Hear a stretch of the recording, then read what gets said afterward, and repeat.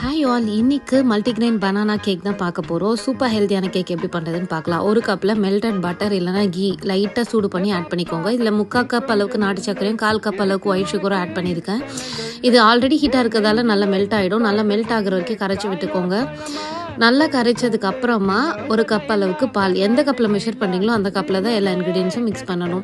So 1 cup அளவுக்கு பால் போட்டு நல்லா மிக்ஸ் பண்ணி விட்டுக்கோங்க. நல்லா க்ரீமியான கன்சிஸ்டன்சி வரும் இது 3 கலந்ததுக்கப்புறமா. ஸோ அந்த கன்சிஸ்டன்சி வந்ததுக்கப்புறமா அதே கப்பில் 2 கப் அளவுக்கு மல்டிகிரெயின் ஆட்டா நான் ஆட் பண்ணியிருக்கேன். ஸோ இதையும் ஆட் பண்ணிவிட்டு கொஞ்சமாக ஒரு 1/2 ஸ்பூன் அளவுக்கு பேக்கிங் சோடா, 1 ஸ்பூன் அளவுக்கு பேக்கிங் பவுடர், கொஞ்சமாக உப்பு சேர்த்துக்கோங்க. வெனிலா எசன்ஸ் ஒரு ஸ்பூன் அளவுக்கு சேர்த்துக்கோங்க. சேர்த்துட்டு நல்லா மிக்ஸ் பண்ணி விட்டுருங்க. இது கூட பனானா நான் நல்லா ரைப்பனான பனானா, நான் பச்சை வாழைப்பழம் ஆட் பண்ணியிருக்கேன். ஸோ இதை நல்லா மிக்சியில் அரைச்சி 1 கப் அளவு மெஷர் பண்ணி இது கூட ஆட் பண்ணிக்கோங்க.